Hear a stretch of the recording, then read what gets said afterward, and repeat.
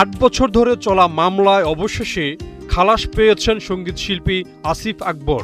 9 March দুপুরে ঢাকার দ্বিতীয় অতিরিক্ত মহানগর দায়রা জজ আদালত এ রায় ঘোষণা করে।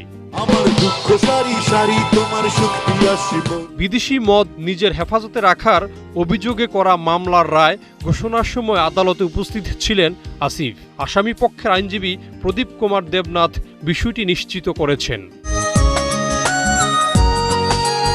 মামলা থেকে খালাস পাওয়ার পর নিজের অনুভূতি প্রকাশ করে আসিফ আকবর জানান, অভিযোগটি ছিল মিথ্যার উপর প্রতিষ্ঠিত এবং দীর্ঘ আইনি লড়াই শেষে ন্যায় বিচার পেয়েছেন বলে তিনি সন্তুষ্ট প্রকাশ করেন। আলহামদুলিল্লাহ, একটা মিথ্যার উপর প্রতিষ্ঠিত একটা অভিযোগ ছিল। এই রোজার মাসেই মামলাটার সিকোয়েন্স তৈরি হয় এবং রোজার মাসে রায় পেলাম।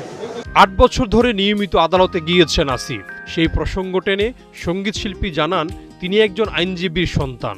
জন্ম থেকে আদালতের নিয়ম কানুনের প্রতি তার শ্রদ্ধা রয়েছে, তাই কখনোই এসব বিষয় নিয়ে প্রকাশ্যে খুব একটা কথা বলেননি আসিফ। তিনি আরও জানান, আদালতের রায়ে তিনি মুক্তি পেয়েছেন। এটা তার ও তার পরিবারের জন্য অনেক আনন্দের মুহূর্ত। দেখেন, আমি একজন আইনজীবীর সন্তান, আমি জন্ম থেকে একজন আইনজীবীর সন্তান।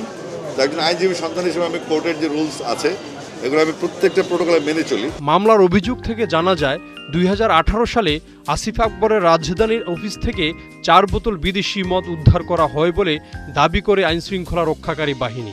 পরে লাইসেন্স ছাড়া মদ নিজের দখলে রাখার অভিযোগে 2019 সালের 23 জুলাই রাজধানীর তেজগাঁও থানায় মামলা করেন সিআইডির সাইবার তদন্ত শাখার উপপরিদর্শক প্রশান্ত কুমার শিকদার।